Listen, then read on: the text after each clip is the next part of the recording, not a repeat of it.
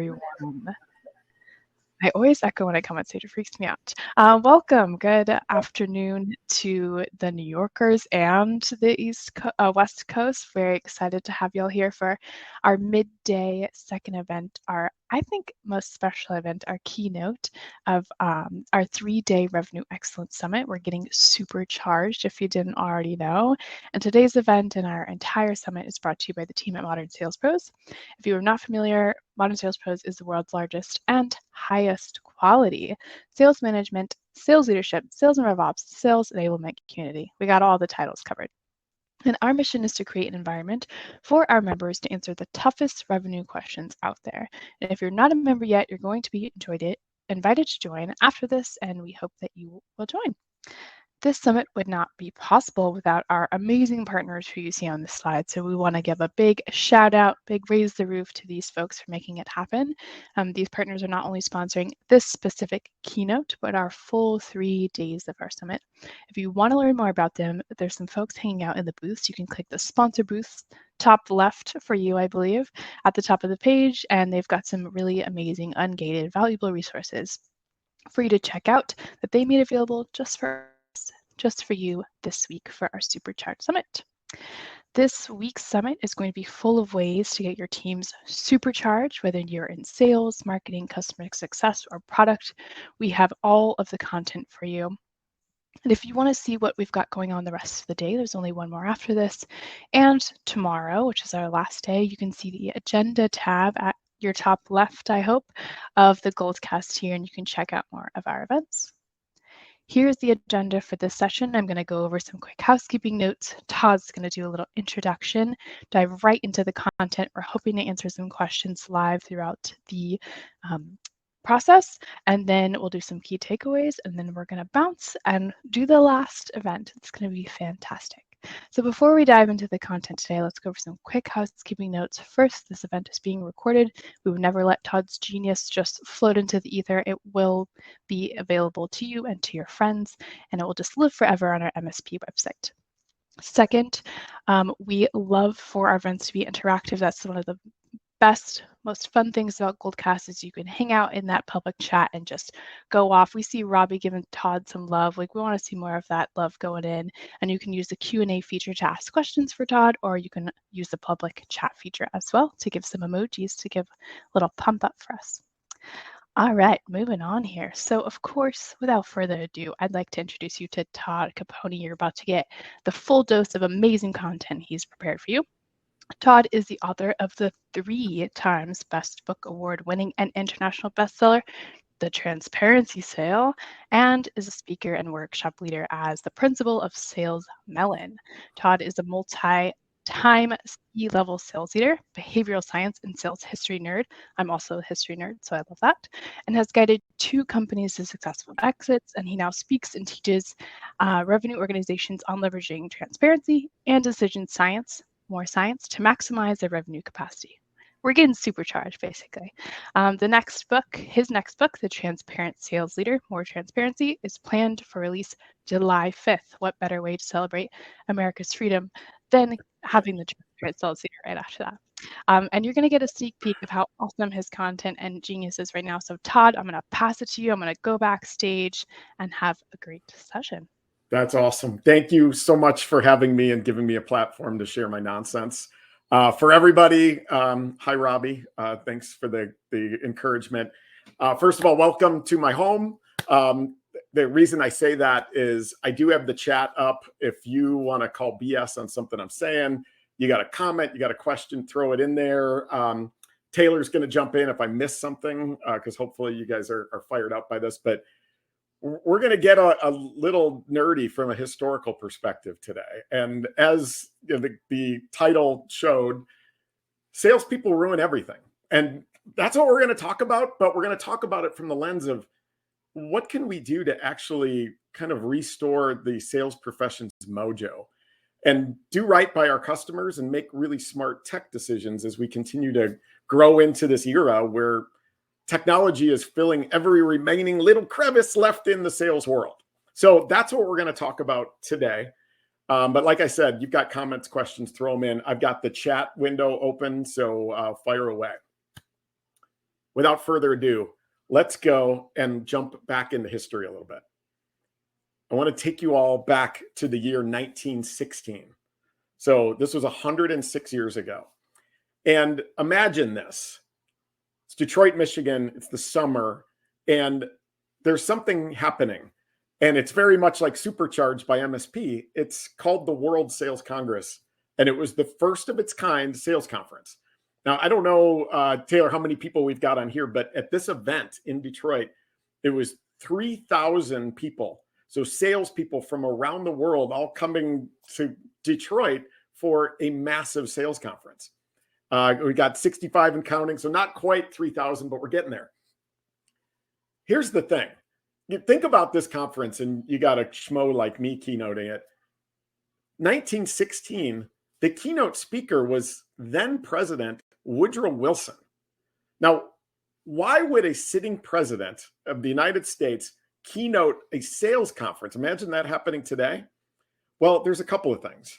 In 1916, like we were right in the core window of when sales, back in the late 1800s, sales was kind of slimy. Like you've heard of snake oil sales, you've heard of some of those pieces. Well, back then, sales was really gaining its mojo because, as Woodrow Wilson put it to this group, the country was relying on salespeople for the future of our country, meaning that salespeople, when they were doing right by customers, so providing the right solutions to the right companies at the right time, the right price, that lifted all boats, meaning companies that do well because of salespeople bringing those solutions means they can hire. When they can hire, the economy grows. When the economy grows, we as salespeople grow, right? That was why Woodrow Wilson was there. And another point, 1916, what was going on in the country? Well, the rest of the world was getting sucked into World War I.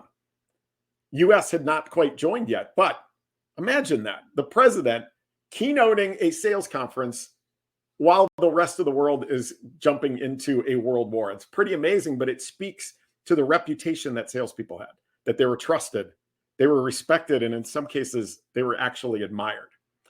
What happened? That's where I want to take you through. And in my opinion, what happened? Technology happened, right? We talked about this idea of, gosh, we're in like a tech revolution right now, right? There's, like I said, technology filling every remaining crevice of the sales profession. But I would argue the biggest tech revolution happened in 1876. This guy, the original AGB, Alexander Graham Bell, in 1876, I believe it was March 10th, made a phone call. It was the first phone call ever made. Again, 1876, but arguably, if you think about the tech stack that you've got today, what's the most important piece of it? It's probably still the telephone, right? That tool, that piece of technology made it so much easier for salespeople, right? That you didn't even have to leave your office. You could not even put shoes on, just pick up the phone and make a call. And you could call more people in a shorter period of time. 1910 was when we started to see it happening in B2C with cold calling outreach. 1914 is the first evidence I found of B2B cold calling outreach that was happening. But the telephone, the biggest technology revolution in the history of the sales profession. But what happened? Salespeople ruined it, didn't they? Right? To the point where we had to have technology created to prevent salespeople from being effective at sales, at cold calling. This woman, Dr. Shirley Jackson, she invented the technology that led to the invention of caller ID. And why did we need caller ID? Well, part of it was to prevent salespeople from bothering people, right? Technologies had to be created to help prevent salespeople from selling. And that didn't work. The government had to get involved. The Do Not Call Registry today, the notorious AGB, Alexander Graham Bell, imagine you invent the telephone and then you're sitting there and you're like, hey, you know what?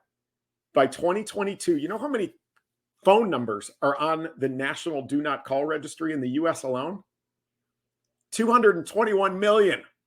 Do you think those people are on there? So like, you know, they're trying to prevent being sold to. That's why the Do Not Call Registry existed, enacted by the government, because technologies weren't enough to prevent salespeople from ruining the telephone.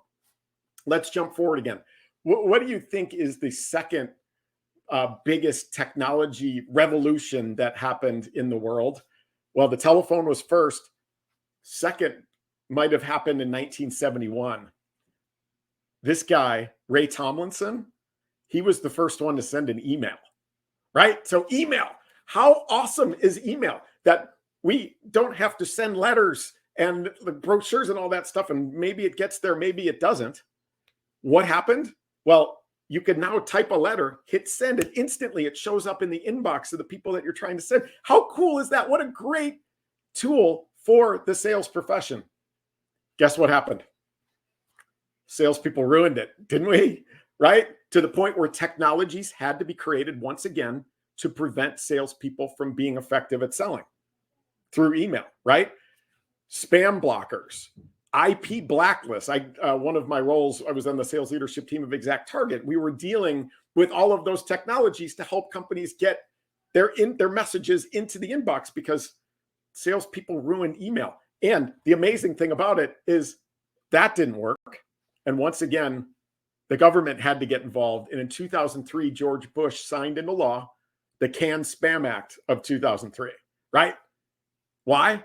Salespeople. We ruined it. Now, if we look forward to the other technologies that have come on the scene since, I mean, the other big ones, LinkedIn. If anybody wants to get a gander at my LinkedIn connection request inbox, might be ruining that one.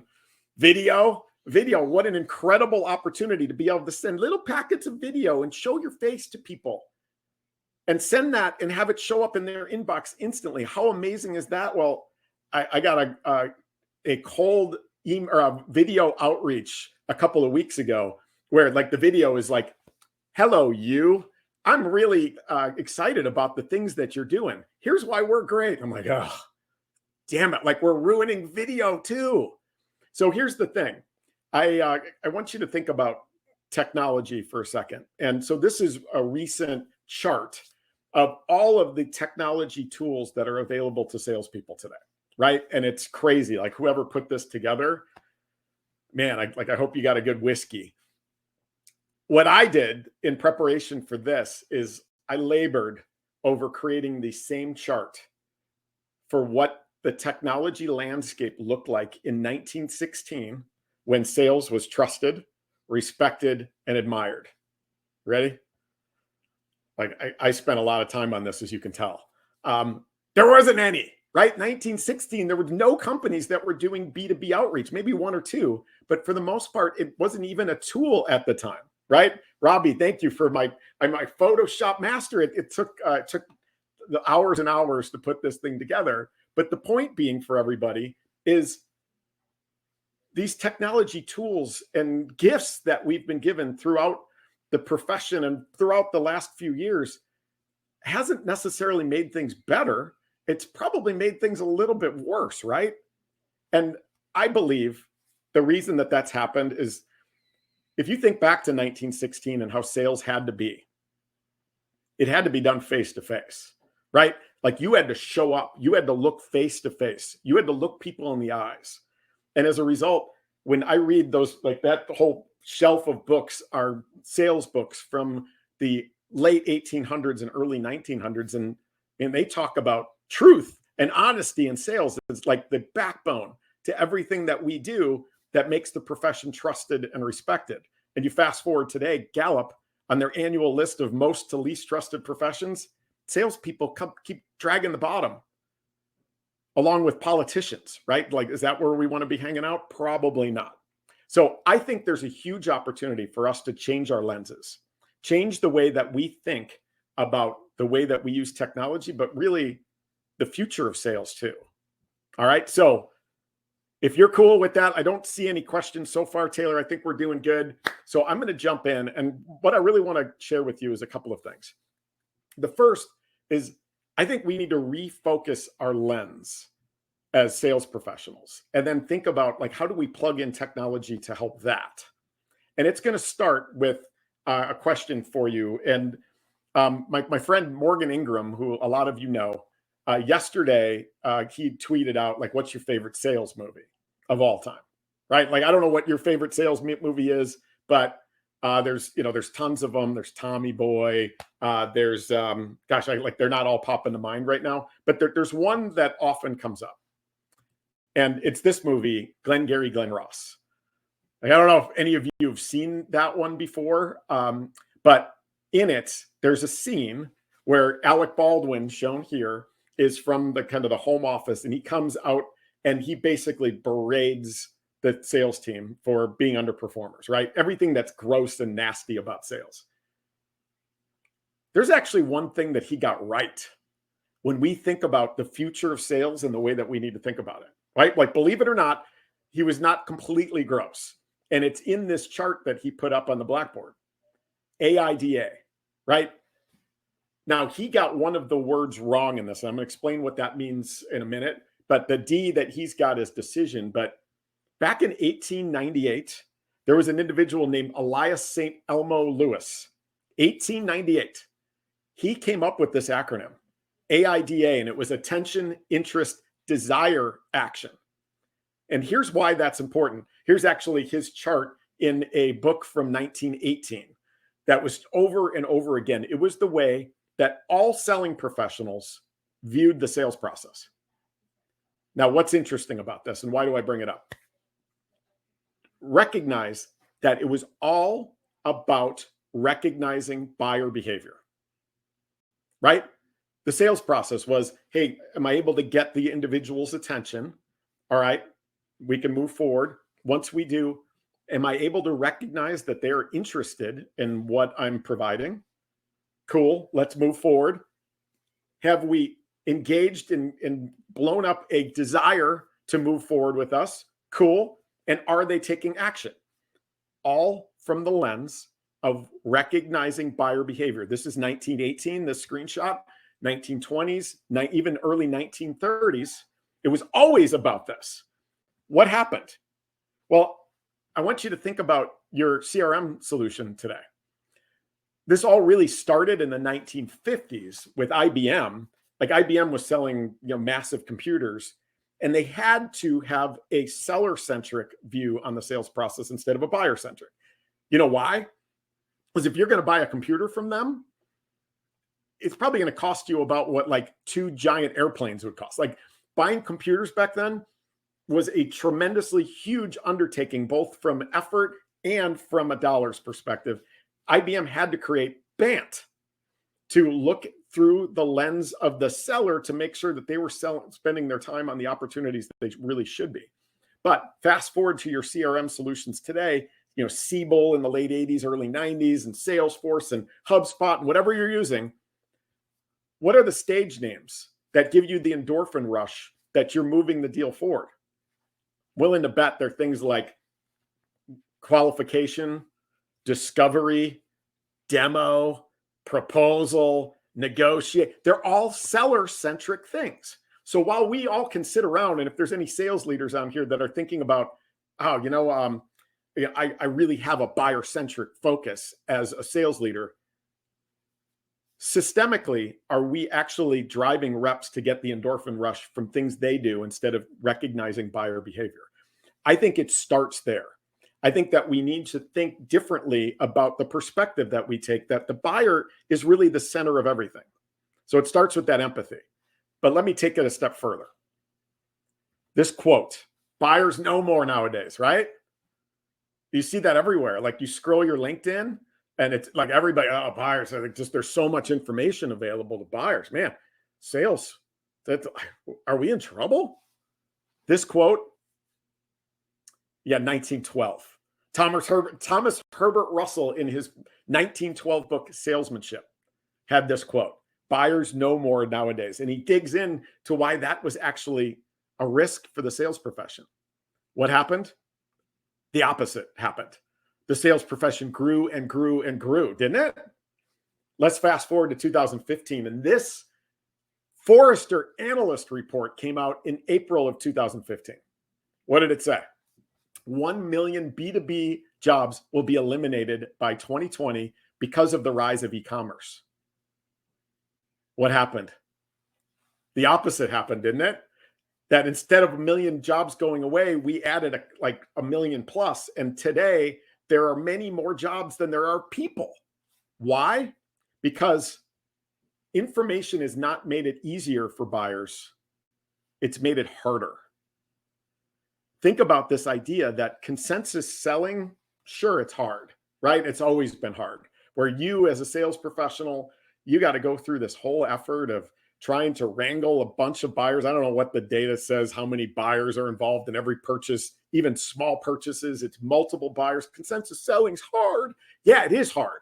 But I will tell you this, consensus buying is considerably harder. And now that your buyers are remote, like you, many of you, it's gotten infinitely harder. This is a quote from Brent Adamson at Gartner, who is also the author of The Challenger Sale.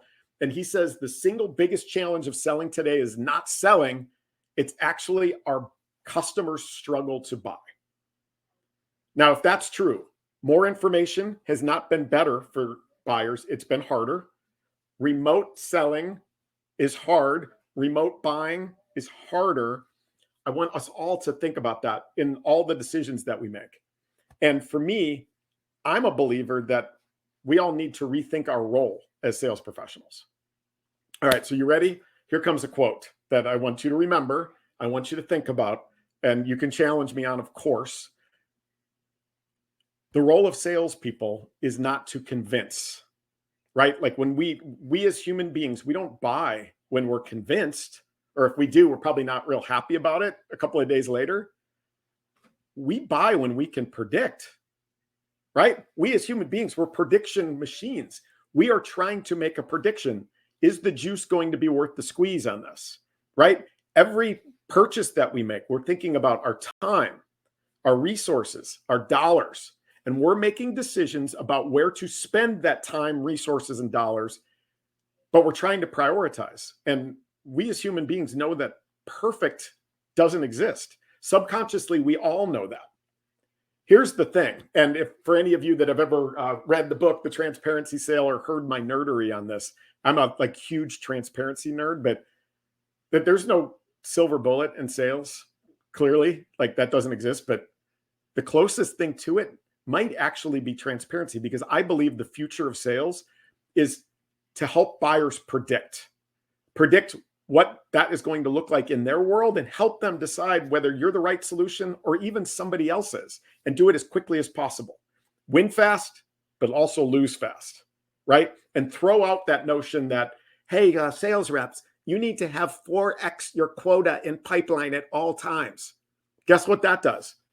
Causes your sellers to fill their pipelines with 4x full crap, right? We got to stop thinking that way and go, why is it 4x? And can it be 2x? Because we're qualifying out of deals faster and we've got the rope to do it. We are helping our buyers predict. Here's the data points on that. And many of you that have heard me speak before, you've probably heard this before. But when I was the chief revenue officer of Power Reviews in my last role, we were obviously in the reviews space, right? We were helping retailers and brands collect and display ratings and reviews on their websites. So you've interacted with the technology before. You're buying a pair of shoes on crocs.com or buying a sweater on Vineyard Vines. You're looking at the reviews. That was us. That was the engine doing the collect and display. We had done a research study partnering with Northwestern University to just look at, all right, when a website's acting as a salesperson, what do people do? And it turns out there was 3 data points, 2 of which changed my life like it only happened to a nerd. The one that didn't change my life was that we all read reviews today, right? All of you, and if you're one of the 1% that don't, I would love to interview you and figure out why. But when you're buying something that you haven't bought before, that's of medium to high consideration, the percentage is now up to 99% of us will read reviews before we do that. Because again, we're trying to predict. But here's the thing that's amazing. 2 data points.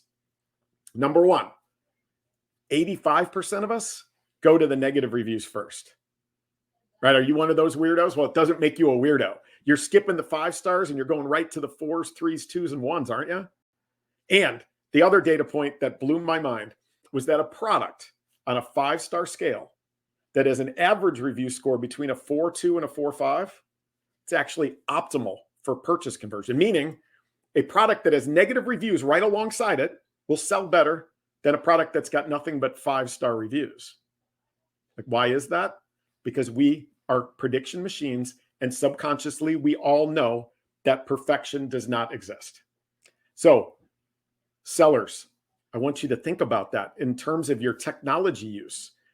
How are we helping buyers predict? Are we able to lead with the negatives? But even more importantly, again, remember, buyers know more nowadays. 1912, well, 2022, they've got the proliferation of information, reviews, feedback, their ability to connect with peers that have had experience with your solutions. They can probably go to your website and look at the case studies and go, oh, I know somebody over there. I'm just going to reach out to them and figure out the true story, right? That's all at their fingertips. They can get to that so easily. How do we help them cull that information together down to something that they can digest so they can accurately and quickly make a prediction? Here's the thing that's happening today that I want you to think about is this idea that we are actually biased in our perception of a reward by the journey to get there. What does that mean? Well, I want to tell you a quick little story, if you'll bear with me. And I'm going to look, Taylor, I don't see any questions yet, so I think we're good. Anything popping up so far that I need to be aware of? We're good? All right, cool. I'll keep going. So here's the thing. We are biased in our perception of a reward by the journey to get there. Here's what that sounds like. And I want to give you a personal story, and then we'll equate it to B2B because I want you to think about this for a second. This was over the holidays. My wife and I and my 2 kids, who are now 9 and 12, we were out shopping. So we were like running some errands, and it was maybe like 2 p.m. And my wife was like, hey, should we go get some ice cream? And like my kids in the back seat with their hawk hearing are like, ice cream? Yeah, let's go, right? Culver's. I don't know if you have Culver's where you are here in the Midwest. It's kind of a staple. Culver's, it's a fast food place that's got, they've got butter burgers, and the ice cream is, it's actually frozen custard. Our kids love it. So we have the interest, we have the means, we show up, right? Just like your customers do when they fill out a lead form or when they've engaged in that first interaction with you. Here's what happened though. We pull to the Culver's. Turns out this is what it looked like. This is actually a picture from that day. There were 14 cars in the drive-through line, right? So we get there, 14 cars in the drive-through line. And then over at the pickup window, there's a bunch of people still waiting for their food. They've got little stickers on their side view mirror waiting for their food. And we're like, oh, this sucks, right? Like my wife and I kind of look at each other. We don't say anything because we're there. Like the kids want their Culver's.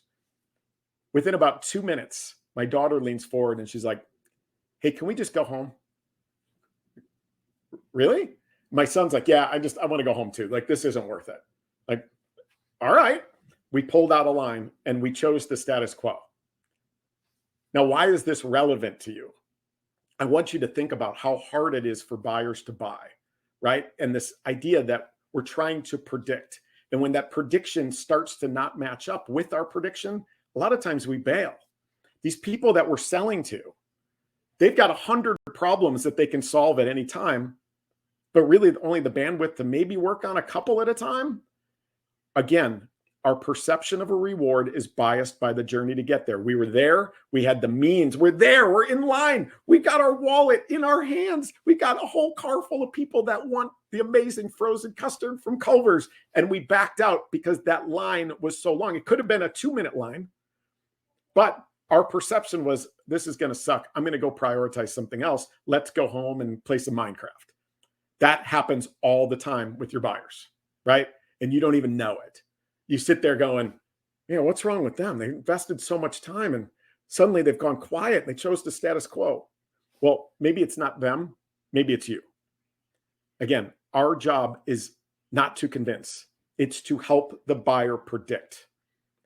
So many examples of this that I want to take you through really quickly here, and then we'll jump into questions and we'll start to wrap up. I want to take you to a couple of your favorite retailers in the world, so that next time you go there, I want you to go, oh, I get it. This is why this works. And maybe I can relate it back to what I'm doing in the B2B world. So let's start with everybody's favorite retailer in the world, IKEA. Now, why do you think that a place that when you walk in, they have to give you a map, right? Like when you walk into a retailer, you know you're in for it. When you walk in and they have to give you a map, you're just like, this is going to suck, right? You're going through this like labyrinth of hallways and walkways. You can't really see what's around. You finally find what you're looking for. There's no salesperson around to help you out, right? You got to write down the code or take a picture of it with your phone of where to find that in the warehouse yourself. So you go downstairs to the warehouse, you get a rickety cart, that huge oversight that doesn't have brakes. You pull the 200-pound boxes onto the cart as it's rolling away. You go roll it out into the parking lot. If you're ever looking for something fun to do on the Saturday, like go sit in the parking lot, like grab a cooler with a buddy, and then bet the over-under on the number of F-bombs you're going to hear as like newlywed couples are jamming boxes into the back of their car, Tetris style. You finally get the stuff in there. You drive home with a souvenir injury or two, and you think that you left all that fun at home, but no. Now you open the box, and there's 150 parts and no words on the work instruction other than Svarta or whatever the brand is. IKEA, the #1 furniture retailer in the world for 14 straight years. How is that possible, right? My perception in looking at this through the lens of behavioral science is a couple of things. #1, it's setting proper expectations and consistently meeting them. I think there's a huge opportunity in the B2B space for you to do the same things. Embrace what you give up.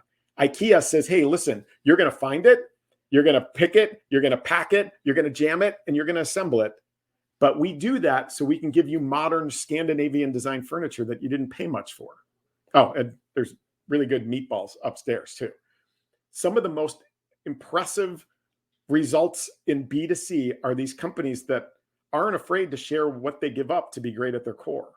IKEA, like they brand their 4.2 to 4.5. There's another one that just happened to me recently that I've got to share. You've given me the platform. I'm on a rant, so I'm just going to go. I guess it was September. My stepdaughter's 17th birthday was coming up, and she was going to have a party, right? So we were going to have a little party, have some people over, and she was like, hey, could you go to the store and get all the provisions? So like get like a veggie tray, get a fruit tray. Don't forget the ranch dressing. Like she loves ranch dressing. So I'm sitting there, this is like mid-afternoon, and I'm like, you know what? As soon as I'm done here, I'm going to run over to Costco. So I run over to Costco early evening. You walk in, there's a couple of things. #1, you have to have a membership to even walk into the place, right? Like you have to pay money to even walk into Costco. And when you do, you walk in, limited brand selection, right? For that ranch dressing, I better like Hidden Valley Ranch because that's the only brand that's available. But here's the other fun part about it. Look at these bottles, right? One thing to point out here that I'll inflate, it's 80 ounces. If you want ranch dressing, that's almost a gallon, right? Like that's insane. I don't know if you've ever seen the mayonnaise tubs, but like if you want mayonnaise, you could literally bathe in that thing, right?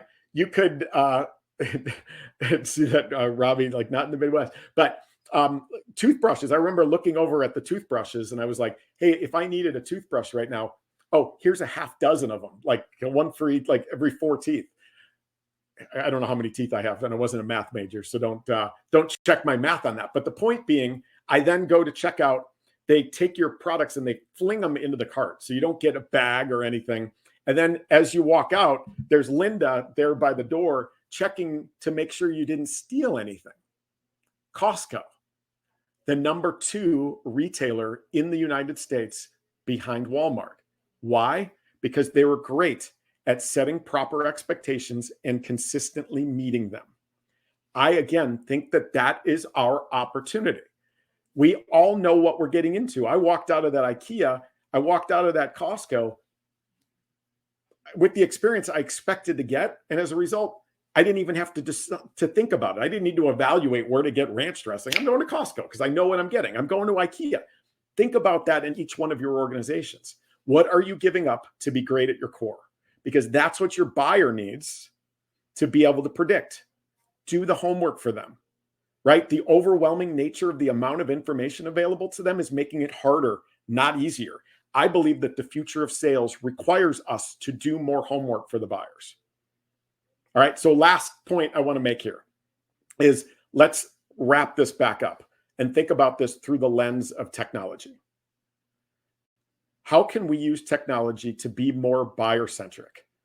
Well, one idea for you, if you're not already doing this today, but like I just think there's a huge opportunity for us to still save the profession.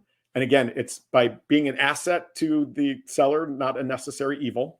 Do the homework for them, help them predict, but make life easier for them. One thing that I've started doing, well, for a couple of examples, your cold email outreach. In cold email outreach, I remember when I was a CRO, I was getting 100 to 150 emails per day, and I was in 30 to 35 meetings per week. I checked my email kind of like I would scratch off an instant lottery ticket, because probably a loser, but there might be a winner in there. I've got to check, but they all blended in together. I think there's a tremendous opportunity to add value, be personal, and be valuable to the inbox of those people that you're reaching out to, and you'll stand out like a beacon in the night. I'm telling you. But when we think about video, for example, one of the things that I've started doing that I believe is really helpful, but the more important thing is it's super darn easy to do, is again, consensus selling's hard, consensus buying is harder.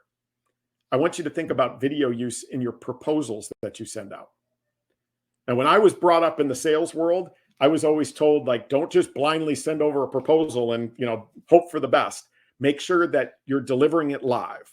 Or if you're going to send it, make sure you got a call scheduled for within 15 minutes so you can walk through it with them. But I want you to remember this, that you're like that while that might be true and might be a good idea, I think there's even better way.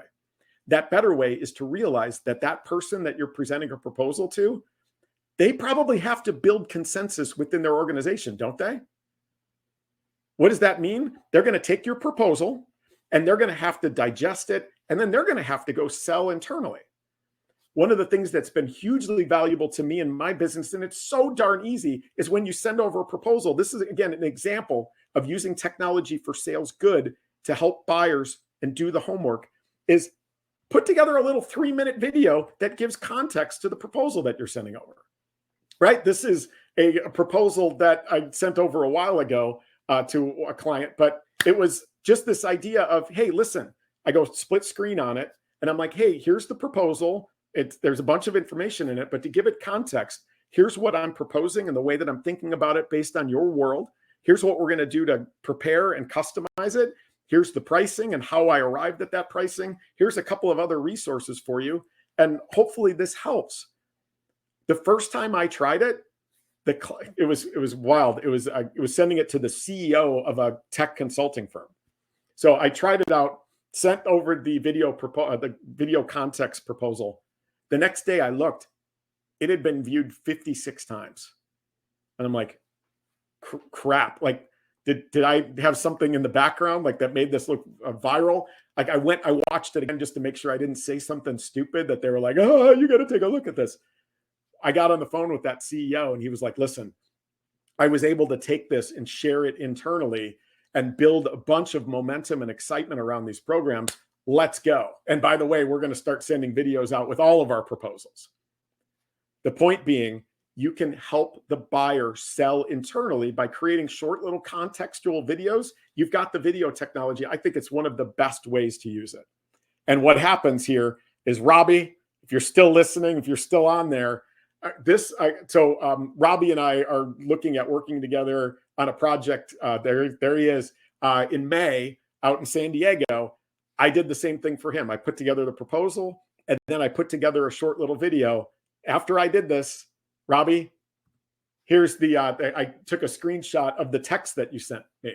And it said, Todd, thanks for the video too. You'll save me a meeting or two. Now, huge opportunity for you to differentiate in the way that you sell, right? It's so darn easy too. So that's one of the ways. So when you think about the technology investments that you're making, again, I want you to think about 4 things. Number one, do everything through the lens of the buyer, right? Let's start to think about the engagement that we have. And it's not about seller activities. It's about recognizing buyer behavior. All right. So that's number one. Number two is if you can use technology to remove friction and make it easier on the buyer, you're going to stand out and you're going to differentiate in the way that you sell. Number three, with this proliferation of information, do the homework for the buyer, right? And number four is remember your responsibility. Your responsibility in the future of sales is less about convincing and more about helping the buyer predict. All right, so I see a couple of questions have popped up. Taylor, if you want to jump back on here, that's it, guys. I mean, it was quite a rant. Thanks for giving me a platform for this, but we'll spend a little time. I'm hanging out for a while. I'll answer any questions that you've got. Yeah.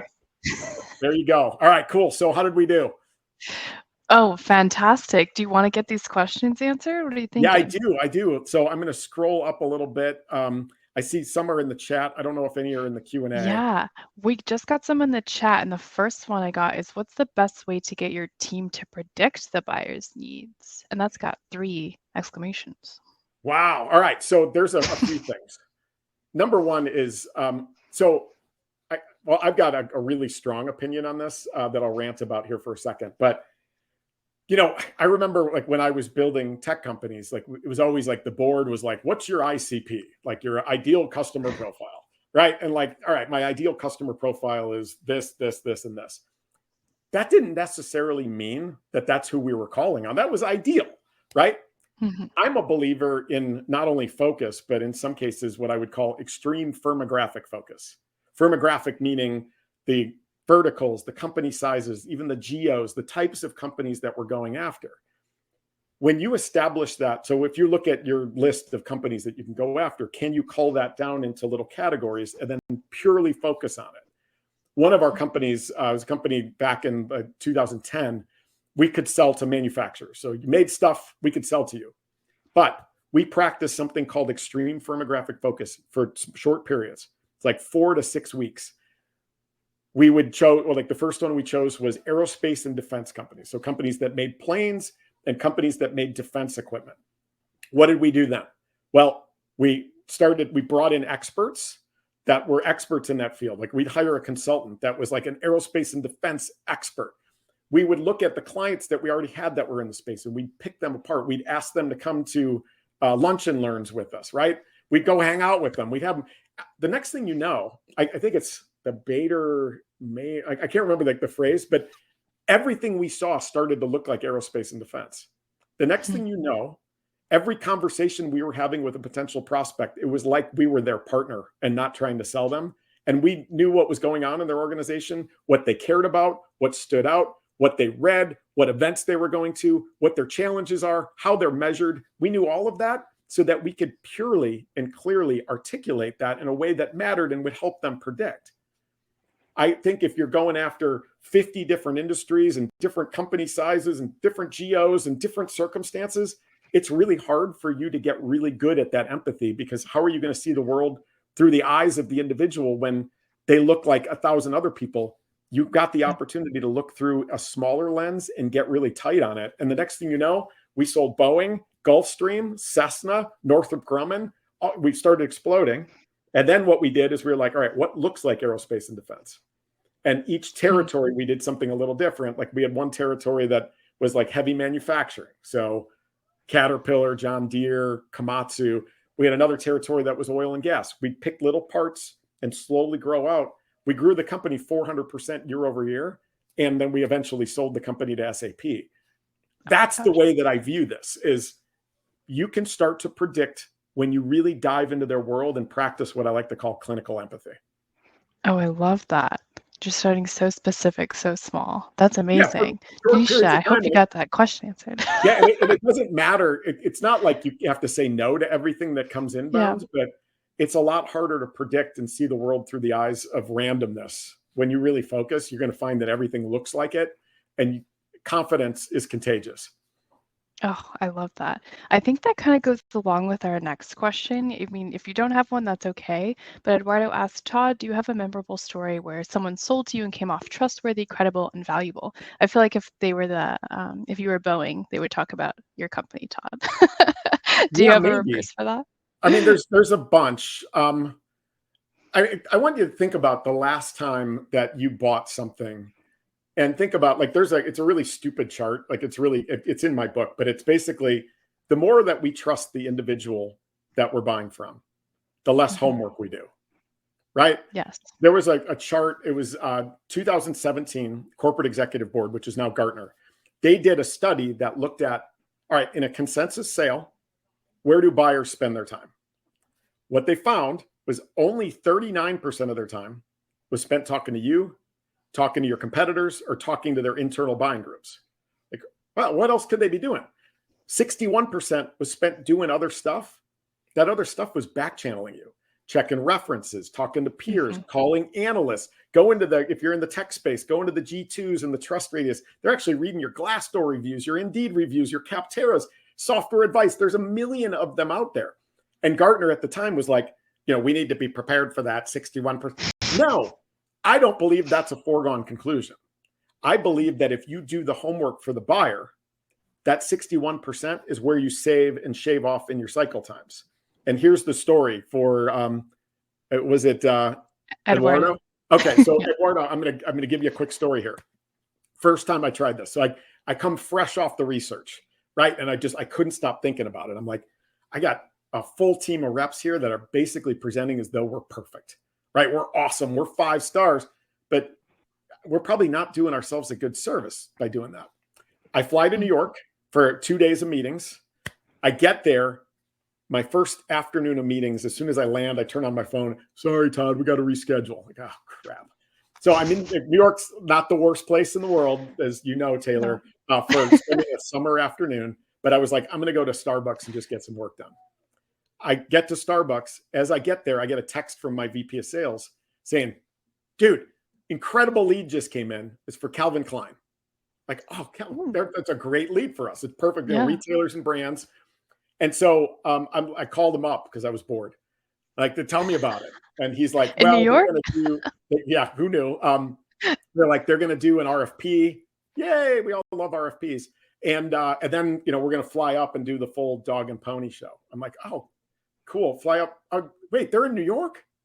Hey, could you, like, no pressure on the rep, but could you have the rep call their head of e-commerce and just see if he's around and wants to go grab a coffee?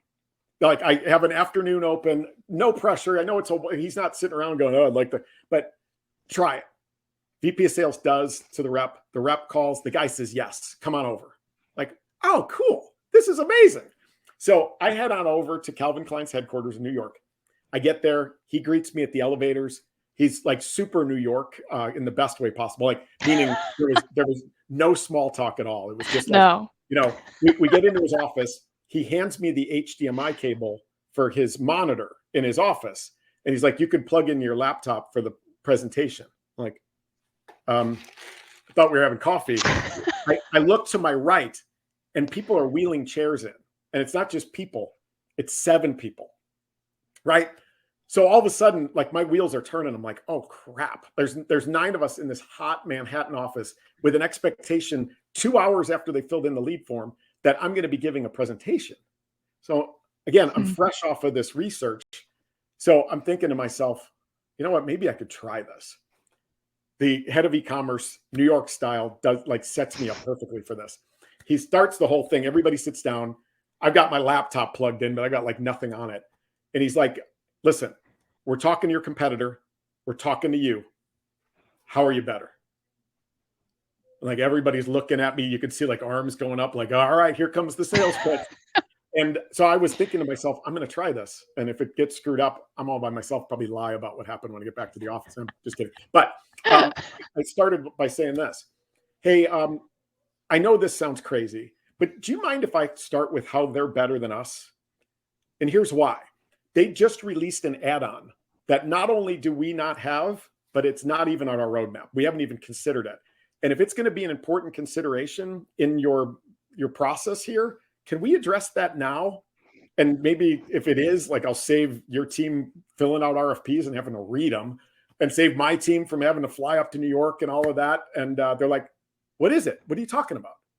I literally went and pitched the add-on from the competitor, because there's a couple of reasons. Like, some people go, wow, Todd, that's bold. Well, is it bold? I get to control the message and I get to qualify out. Would it be better for them to find out now or find out 4 months from now after we've just invested a ton of time and RFP resource, right? Like, I didn't think it was bold. But here's what happened. We go through the whole thing. They're like, all of a sudden the whole demeanor of the room comes down, because I'm selling it, right? And they're like, no, I don't think that's something we'd consider. We hadn't even heard about it before. And I was like, their beta customer was Gap, right? The Gap, like, it's, so you sure? And they're like, yeah, we can come to a reviews provider for that kind of tech anyway. I'm like, all right, cool. Here's why we're great, right? And so I presented as though we're a 4.2 to 4.5. 10 minutes later, this guy gets up and tells everybody, like, I've heard enough. Have you all heard enough? And they're like, yeah, we're good. They all get up and leave. He does something that I never in the history of my selling profession had seen or experienced. He pulls out a folder from his credenza. It's got his e-commerce budget. The 5th line down was ratings and reviews technology. He's like, can you hit that number? Now, I'd never even actually seen an e-commerce budget until this was the first time I'd ever sold it. We talked through the numbers a little bit. I left. 10 days later, he calls me to tell me that they have decided to not do the RFP, to not fly people up, and they're just going to go with us because they felt more comfortable and they didn't want to wait and go through that whole process and invest all that time anyway. I did find out that he back-channeled me to one person who matched exactly what I'd said and felt like they didn't have to go do more background, because I believe that they felt like they reached a prediction pretty quickly. That's when I realized the 61% that Gartner talks about, not a foregone conclusion. Do the homework for the buyer. And that's when we started trying it. Power Reviews became the fastest growing tech company in Chicago from 2014 to 2017. I believe a lot of it had to do with just differentiating in the way we sell and building trust and not being afraid to qualify out quickly and lose quickly if it turns out that was going to be a really important piece in their evaluation. Wow. So that's quite a rant. Eduardo, thanks for teaming up there, buddy. Yes, thank you, Eduardo. I want to see some fire emojis in the chat. That was such an enthralling story. I felt like I was in the room, Todd. So I know we only have 8 minutes together, really like 7. So I want to ask this next question here that Gina put in the chat. And I think it sort of flows with what you were just talking about. Things you can comfortably be transparent about versus areas of business that you need to be transparent about? I hope I got that question correct. Yeah, I think so too. Things you can be. Yeah. So here's the thing. All right. So again, sales history nerd, this guy. 1918. There's a guy named Arthur Dunn. He's got my favorite sales quote of all time. Are you ready? I'm ready. If the truth won't sell it, don't sell it. Oh, like it's so simple, right? And so that's the lens that our role is, again, not to convince, it's to help the customers predict, right? And that means that if you were sitting across the table in the buyer's shoes, what would they need to know or want to know that's going to help them predict? What are the things that they're going to love, and what are the things that maybe they won't, right? Again, if the truth won't sell it, don't sell it. Like, that's the key to this thing, is help them predict, do the homework for them. So I don't believe anything is off limits. Now, I obviously teach and coach and speak a lot on this, and the companies that I sell to are getting really, really good at this. Like, Robbie, he's at Heat now, but when he was at Malwarebytes, one of the things that amazed me about Malwarebytes is there was an analyst study that came out on so Malwarebytes is in the antivirus space. He had shared with me a analyst study that was done in the space. There were 56 companies in it that are all doing, malware, antivirus, endpoint. Like, talk about a commodity. But Malwarebytes, by doing this and being honest with their customers and helping them predict and sharing, this is what you might not love. Like, we're more at the high end of this market. Here's what you probably, if you're cool with that stuff, this is what you're really going to love, and where our customers are really getting a huge bang for the buck. They were able to differentiate in the way that they sell. And that's why Malwarebytes is at the top of that market right now. Now, I'm not taking credit for that. Like, they executed flawlessly and they have a great leadership team that's really driving it. But the point being, you've got an opportunity to differentiate in the way that you sell. And I think it all starts with, if the truth won't sell it, don't sell it. Ooh, mic drop. Drop the mic. Amazing. That's just in time because it's about 5 minutes left to the end of the hour, and I feel like there could be no better way to end this amazing keynote. Todd, huge thank you. Huge shout out to everything that you've just shared with us. I feel so knowledgeable already, and I'm going to walk away. If the truth won't sell it, don't sell it. Absolutely. Thank you so much for your knowledge and for your time. And of course, the history. I'm a historic preservationist, and I absolutely love all the knowledge that you dropped. So That's awesome. big shout out there. And thank you again to our sponsors who sponsored this summit. This would not be possible without you. Give a little snaps and some shout outs, say hello in those sponsor. I'm not pointing at nothing, hopefully. Say hello to the sponsor booths in the Goldcast. And then what's next? At the very end of the day, we are going ladies only, women who run the world in sales, leadership, sales, everything. So we hope to see y'all at the last one. Thank you once again for attending, and big shout out to Todd. Bye, everyone. All right. Thanks, everybody. Todd, I'll see you backstage. All right.